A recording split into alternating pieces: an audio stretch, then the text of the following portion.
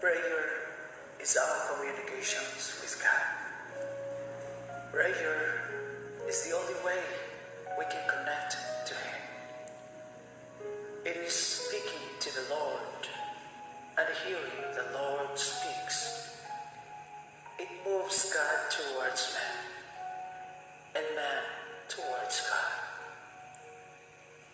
Prayer is our relationship to our Lord God Jesus Christ. In Psalm chapter 119 verse 62, at midnight I will rise to give thanks unto Thee because of Thy righteous judgment. 1 Thessalonians chapter 5 verse 17. Pray without ceasing. If you are in the deepest and darkest hour in life, to quit is not an option. Instead, go deeper in prayer. Prayer can change someone's life. Prayer can turn curse into blessings. And prayer is the greatest weapon of the church. Welcome to our program, Prayer at Midnight.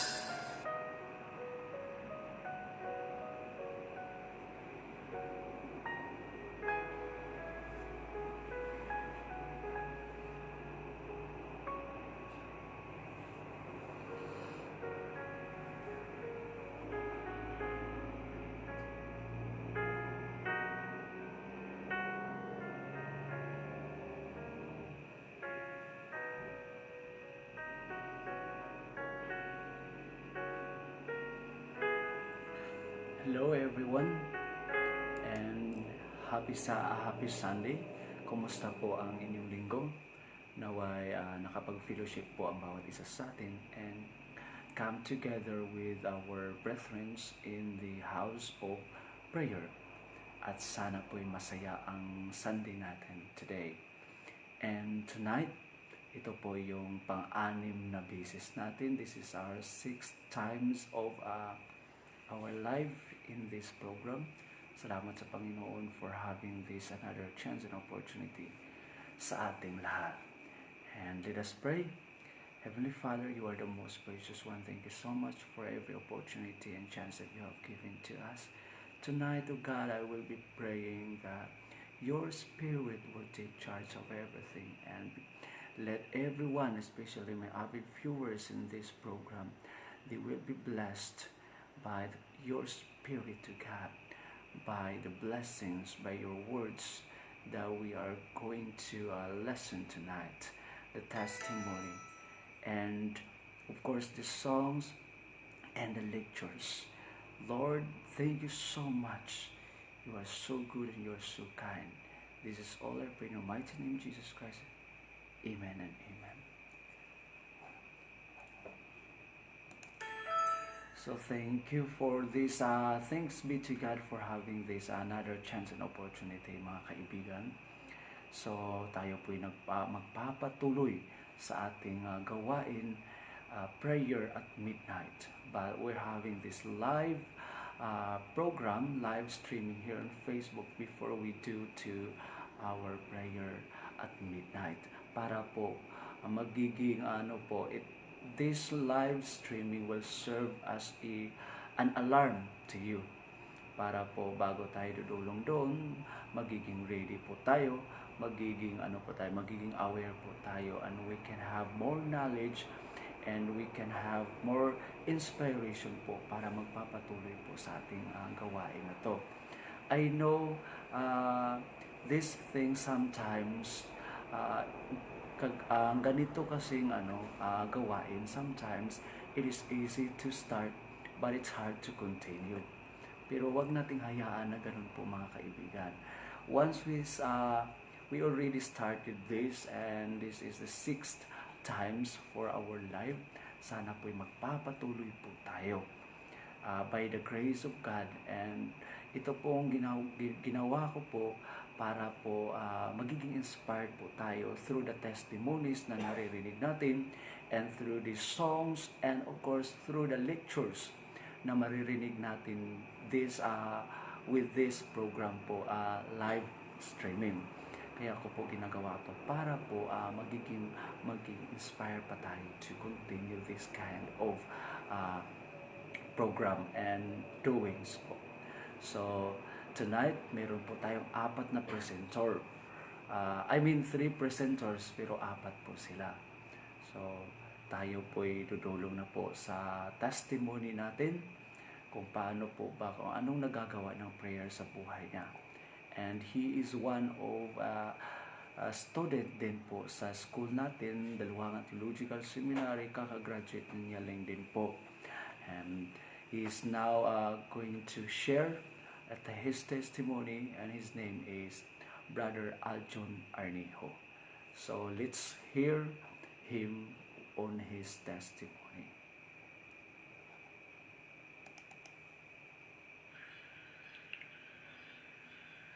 Praise the Lord, alaygo na Ginoo mga kaigsunan.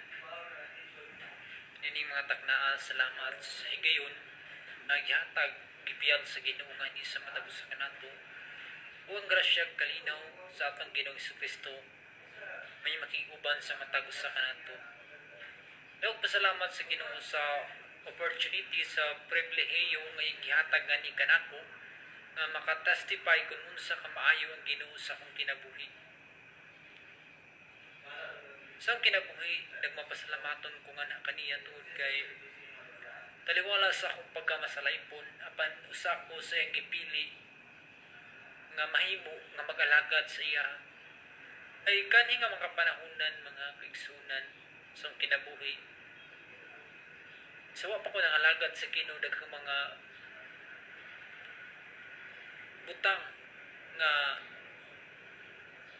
akong na encounter dahil sa naapa ko sa gawa, sawa pa ko nang alagad sa Ginoo.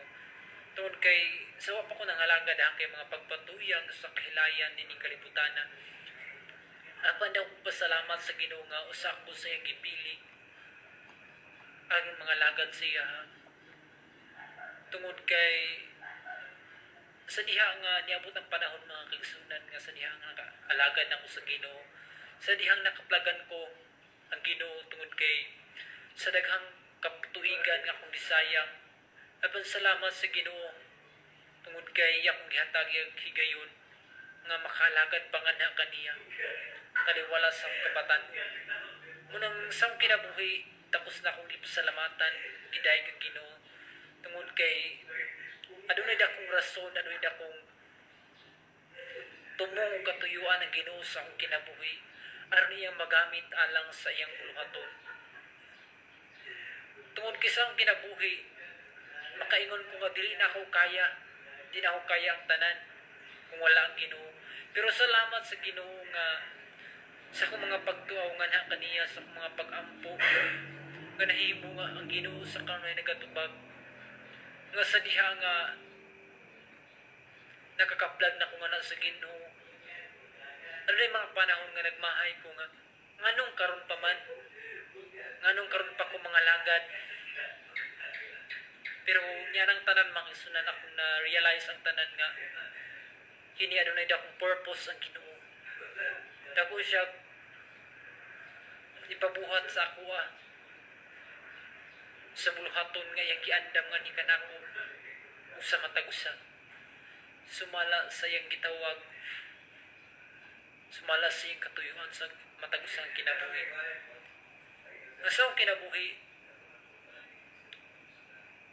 salamat kay sa Ginoo sa kabukuhan nga iyang gihatag ni kanako taliwala sa akong pagkamakasasala panusa ako nga gipili sa Ginoo aron nga mag-aalagad kaniya. Gibuhat sa Dios ang tawo aron magabuti ang pagdayon na kaniya. Matag pa sa Isaias 43:21. Muna nga ini nga mga pag-ampo mo kini atong taming atong weapon sa atong pagpangalagad nga sa Ginoo. Kinahanglan sa matag usa kanato nga managtuaw tangan na sa Ginoo.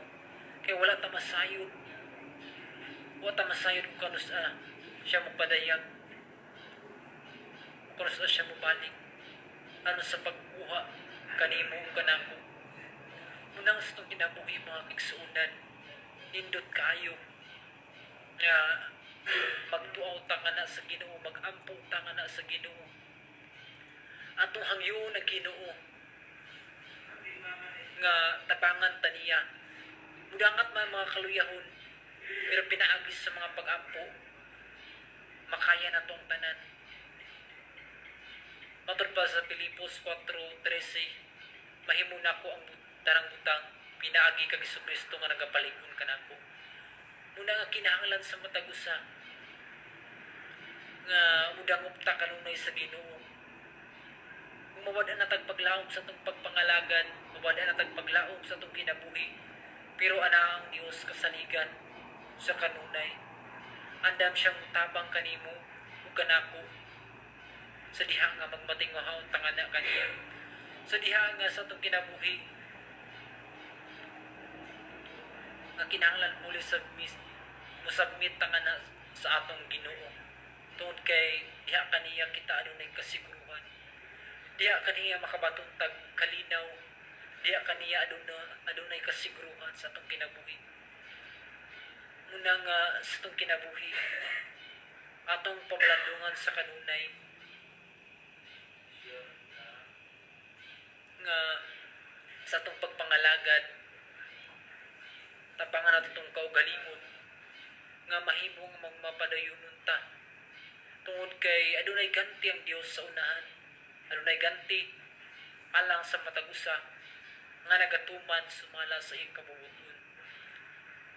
Manasalamat ka sa Ginoo sa dako nga opportunity nga iyong gihatag nga ni kanako sa pag-testify sa kamayo sa Ginoo. Ngunang takos na akong pasalamatan, takos na akong gidaig, gihimaya ang Ginoo sa walay katapusan. Iya lamang ang tanang kaduganan, iya lamang ang tanang kahimayaan. Ug ang grasya ug kalinaw sa atong Ginoo makikuban sa matagos sa kanato. Dalaygo ng Dios. So narinig po natin mga kaibigan yung testimony ng isa nating kapatid and how God changed him. So yun po ang nagagawa ng prayers po. Because prayer can change someone's life. So kung meron po kayong nakikita na kapatiran na sa palagay nyo kailangan talagang baguhin ng Panginoon yung buhay niya, i-pray nyo po. Di natin namamalayan that that prayer could change his life or her life or change someone's life. Okay po. And now, dudulong na po tayo sa special song. Makinig po tayo ng isang awitin na ihahandog po ng ating dalawang kapatid coming from Manolo Fortich, Bukidnon po. So, their name is Sister Nice, yung singer po yung kakanta, and yung magigitara po is si Sister Azuli. Okay, so ngayon, pakinggan po natin ang kanilang napakagandang awitin na ihahandog para sa atin.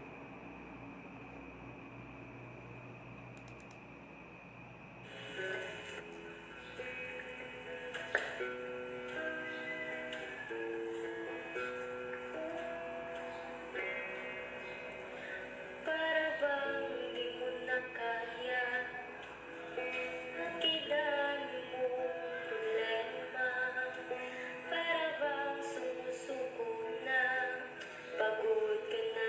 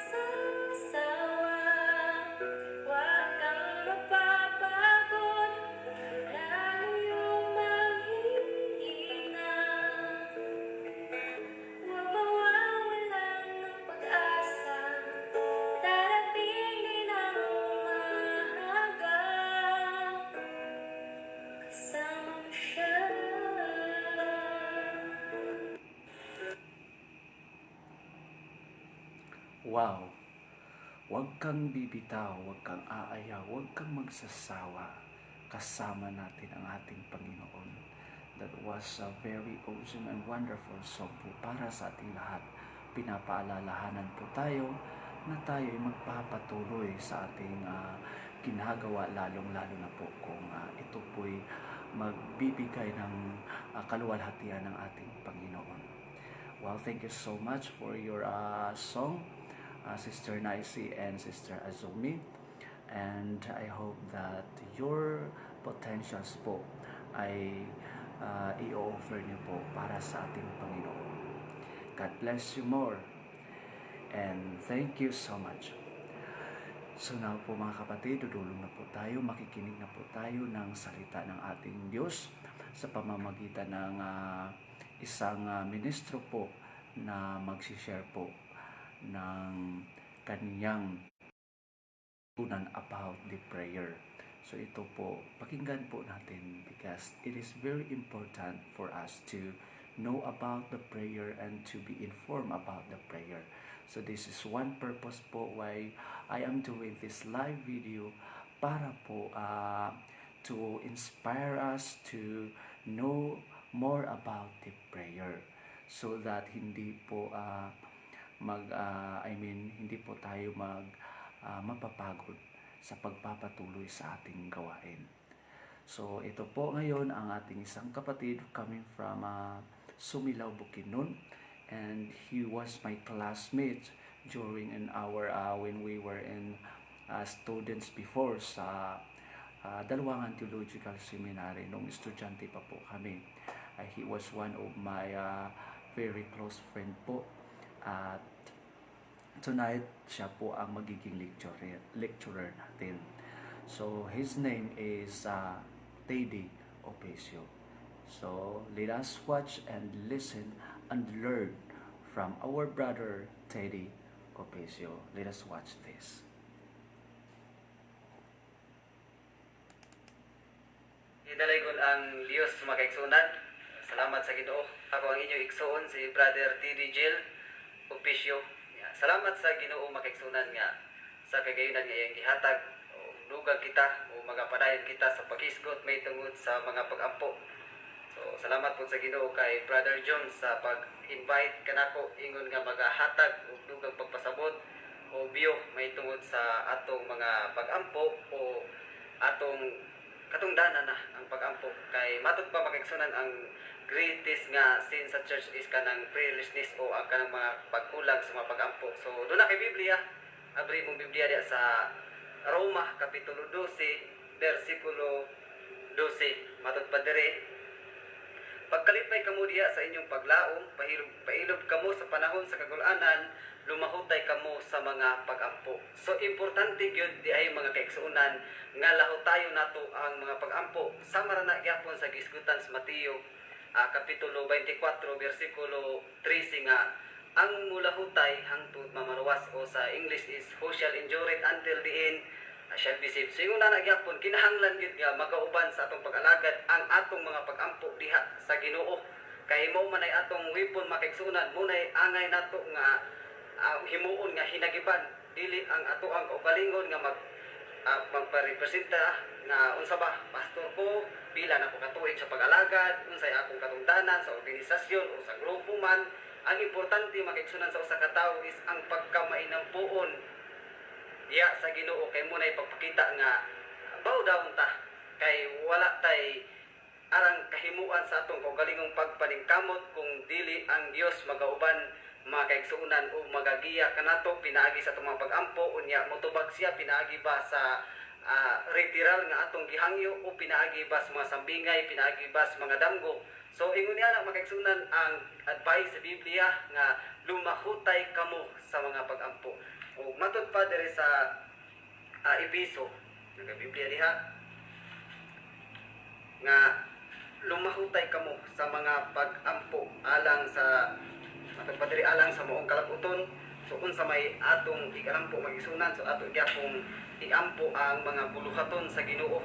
So usa gyapon siya ka ministry, dili tuod ka makita nga grabe imong pagampo ay diha o unsa imong pagkuan, pero ang Ginoo mismo mo'y makakita sa imo ug sa ako kung ako bang kanunay ginatugyan sa Ginoo nga tabangan sa Dios ang mag-uban ang gahom sa Dios alang sa mga tao, mga ibanghilista ba o pastor o alagad sa Ginoo nga nagamantala sa iyong mga pulong. So ana lang simple nga buluhaton, bisag diha ra ka sa imong panimalay, pwede ka mo ampo sa Ginoo, matabangan sila pinagi usab sa imong kaikag o attention nga magmalhotayon. Sumarap pa sa giingon sa kuang gibasa karon. Matod pa diri magigsunan sa Episo kapitulo 6 bersikulo 18.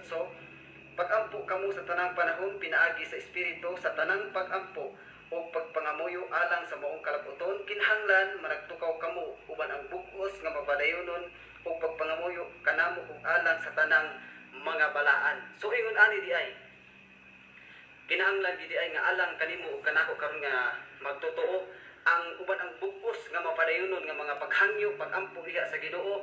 Unya unsay advice diri, pag-ampo kamo diha sa espiritu. Mo ipasabot mga kaigsuonan nga diha sa Espiritu Santo. I-acknowledge nimo sa diyang mag-ampo ka diha sa dili pa kamo hisgot og mga butang nga imong gyung i-request sa Ginoo. Importante nga ipasiguling sa nato ang atong kaugalingon diha sa Ginoo ug makikistorya ta diha sa Ginoo pinaagi sa pag-ampo diha sa Espiritu Santo. Unsay advice diha sa Judas kapitulo 20 bersikulo 20, matud pa diri magigsuonan nga apan kamo mga hinigugma kinahanglan managtubo diha sa inyong paglaom, diha sa inyong balaan uyamot nga tinuuhan. So inana diha unya pag-ampo kamo diha sa Espiritu Santo. Buti pasabot makigsunan nga kinahanglan gyud nga mag-ampo diha sa Espiritu Santo. Kay unsa man di ay na, unsa bay buot ipasabot ulahom nga kahulugan nganong ang usa ka magtotoo nga kinahanglan mag-ampo diha sa Espiritu Santo. Kay unsa man di ay na igsuon, abrahin mong Biblia diha sa 1 Corinto kapitulo 14 bersikulo 2. Hindi ko masayo diha sa 1 Corinto kapitulo 14 sa bersikulo 2 matud pa diri, kay ang pagpanulti mga dila nagasulti diha nagasulti dili ngadto sa mga tao kundi dili ngadto sa Dios. Kay wala may makasabot kaniya bisan tuod siya na nagpanulti sa mga tinago diha sa espiritu. Bud ipasabot dai makaigsunan sa dihang gaampo tas Ginoo nga ato nang gi-submit ang atong kaugalingon ug paubos ta na nga tagpasaylo sa mga butang nga atong nabuhat. I-acknowledge nato ang presensya sa Ginoo o mag-ampo ta diha sa espiritu. Kita wala nagsulti ngadto sa mga tao kundi dili ngadto sa Dios. So yun ana mga kaigsunan, tan-awa ra diha sa Roma. Abri Biblia diha sa Roma kapitulo 8 bersikulo 26 ngadto sa 27 unsay ginaingon diha. Matud pa diri, sa ingon usab nga paagi ang espiritu mutabang kanato sa diha nga magmaluyahon kita. So duna na kay dugang panalangin sa Ginoo sa diha mag-ampo ta diha sa espiritu, mutabang kanato sa diha nga maluya ta, dasigon ta sa espiritu. Tanawa gani nya kay kita ug dili man makamaong muampo sa hustong inampuan. Nya matud pa diri, apan ang espiritu mao ang mangunay sa pagpangamuyo alang kanato uban ang laglong nga pag-agulo nga dili arang malitok sa pulong. Buti pasabot dili ma-pronounce by word for word pero uban ang laglom nga pag-agulo kana siya makaigsunan mo nay usa ka tabang sa Ginoo matapos sa nato kinabuhi. Kay ugod kita dili man makamao sa hustong inampuan apan ang espiritu sa Dios mo'y magatabang kanato sa pagpangamuyo. Bersikulo 27, ug siya mao ang magasusi sa mga kasing-kasing sa mga tawo na sayod kung unsa ang una-huna sa espiritu. Kay ang espiritu nagapangamuyo man uyon sa kabubuton sa Dios alang sa mga balaan. Take note, uyon sa kabubuton sa Dios dili sa imo ug sa akong kabubuton. Buti pasabot nga kung diha dayta sa espiritu mag-ampo makaigsuonan is ang Espiritu Santo magatabang kanato uyon sa kabubuton sa Dios. Dili na uyon sa atong kaugalingong panghuna-una nga gusto nako nga mao ni mahitabo Ginoo mo ni mo na ingunana. Kundi sa diha day nga naa ta sa presensya sa Dios. Mag-ampo ta sa Espiritu diha sa Espiritu Santo. Diha mga kaigsuonan ang Espiritu sa Dios siya nay magmaniho. Kung unsay mga pulong nga mas labing gikinahanglan nimo nga natugka diha sa kinuyo kang bahin sa imong una-una sa atong kasing-kasing mga kaigsuonan nga angay ilitok sa atong pulong ug matod pa uban ang laglong nga pag-agulo nga dili arang maritok sa pulong. Subot ipasabot sa diya nagampo ka, uyon na sa kabubuton sa Ginoo, sa diya nga naa ka sa Espiritu Santo. Tanawa ganitong kinabuhi ni Jesus Christ, sa diya dito siya sa Gitsemane, sa diya nagampo siya dito, matod pa niya, kung mahimo man isaylo kining kupa, apan dili sa akong pagbuot, kung dili kanimo. Pag abot na din sa atong kinabuhi karon makaigsuonan, basta magampo ta diha sa Espiritu, dili na iya sa atong kabubuton, kundi iya na sa Dios. So ingon na ang labing takos nga sa diha nga mag-ampok ta, mas labing maayo mga kaigsuonan nga tinguhaon gyud. Nagtuo ko karon di sa imong kinabuhi, daghan katingali mga plano, daghan katingali og mga giuna-una, kagustuan nga mga butang, posisyon sa kinabuhi. Pero kung muampok ka diha sa Ginoo, ini matak na makaigsuonan do naman tay padayon nga pag sustainable nga pag-ampo sa Ginoo, ilabi na unya sa mga dito na sa mga hinapos nga bahin ani nga programa sa prayer nato makaigsuonan. I-acknowledge ang presensya sa Dios nga siya na mo'y magmaniho diha sa imuha nga kinabuhi, sa akong kinabuhi makaigsuonan. Ang importante lang nga ang gibuhat ni Ginoong Hesus is sa dihan dito siya sa Gitsemane, mihapa siya bud ipasubot iyang bow down ang iyang kaugalingon. Gitugyan niya dito sa gitugyan niya, gipakita niya ang iyang example nga ingon ani ang angay buhaton paubos ta. Inani mga kaigsuonan, kirang tao sa mapakyas man sa daghan paagi sa atong kinabuhi. Pero importante nga ang atong kaugalingon atong mapasikuli diha sa Ginoo. Unya atong i-acknowledge ang presensya sa Ginoo sumala sa tambag sa Biblia nga mag-ampok kita diha sa Espiritu. Kay ngano kung mag-ampok kita diha sa Espiritu mga kaigsuonan, wala ta nagpanulti ngadto sa mga tao kung dili ngadto sa Dios. Unya ang Espiritu Santo mga kaigsuonan munay mo sulti sa mga butang nga angay natong nga isulti mga kaigsuonan, kay kita sa atong tawhanon nga panabot matod pa sa Biblia, dili man kita makamao muampo sa hustong inampuan ang Espiritu sa Dios. Ang Espiritu Santo makaigsuonan mo'y magatabang magagiyak kanato kung unsay mas tabis nga angay mahitabo sa atong kinabuhi, unsay gikinahanglan nato mga kaigsuonan. So ingon na dalay kun ang Dios o God bless sa imo igsuon o kanatong tanan ang kalinaw sa Ginoong Hesus, maana ang kanatong tanan o dalay kun siya sa walay katapusan, himaya o katungganan kaniya lamang. Amen. Idalay kun ang Praise the Lord. So salamat sa lecture, salamat sa Word of God na napakinggan natin through His the instrument na ginamit niya for tonight. Sa ating lecture po, si Brother Teddy Opicio. Salamat po sa Panginoon na tonight, meron na naman po tayong natutunan about the prayer. So manalangin po tayo, kailangan sustainable, consistent po. Ika nga, this kind of program, this kind of activity, mahirap to, it is easy for us to start, but hard to continue. Pero ayon po, kanina, sa Romans chapter 12, verse 12, that we have to sustain, we have to continue ang ating nasimulan na prayers. So, salamat po sa Panginoon sa mga reminders and more informations and for more knowledge about the prayer. So now, God bless you more, Brother Teddy, and may God use you more to His ministry. So, ngayon po mga kapatid, dudulong po tayo sa ating prayer at midnight. Alas 12, alas 12, uno na po. So, 12:01 na po. So, umaga na po mga kaibigan. Tayo po ang pinakalas na matutulog at tayo din po ang pinaka-early na gigising. Kasi 12:01 na eh. So, tayo po yung manalangin sapagkat ito po ang pinaka-importanting bagay. Minsan hindi natin naiintindihan. Maraming tao na ignorante po sa prayer. Kaya kailangan po natin i-motivate, i-remind sa bawat isa sa atin that prayer is very important po. importante po talaga ang prayer sa buhay natin as a Christian life in order for us to survive.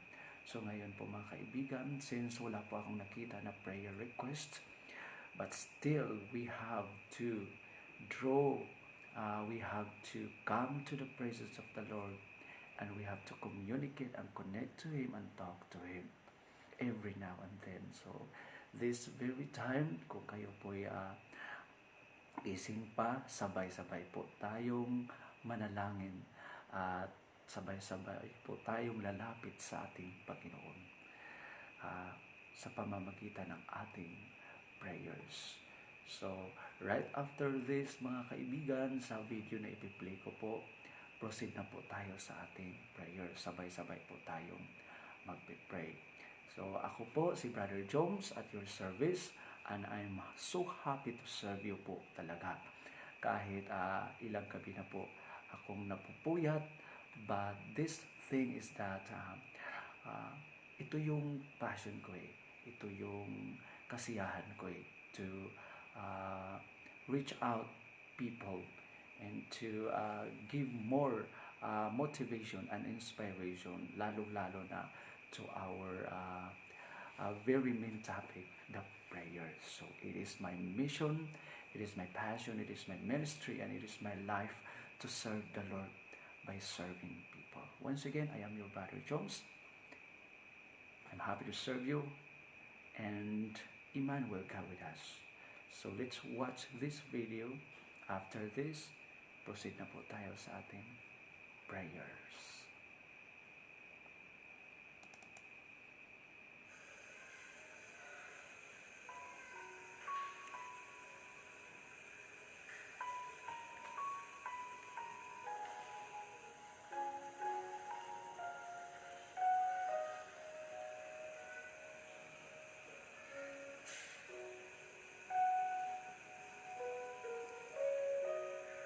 Prayer is our communications with God.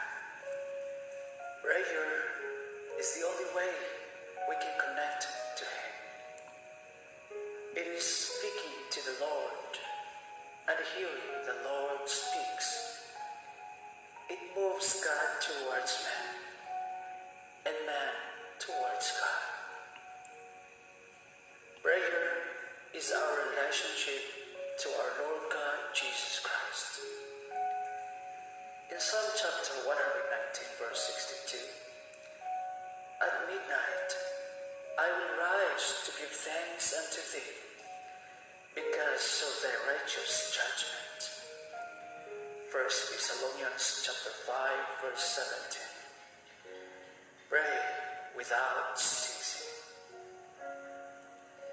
If you are in the deepest and darkest hour in life, to quit is not an option. Instead, go deeper in prayer. Prayer can change someone's life. Prayer can turn curse into blessings. And prayer is the greatest weapon of the church.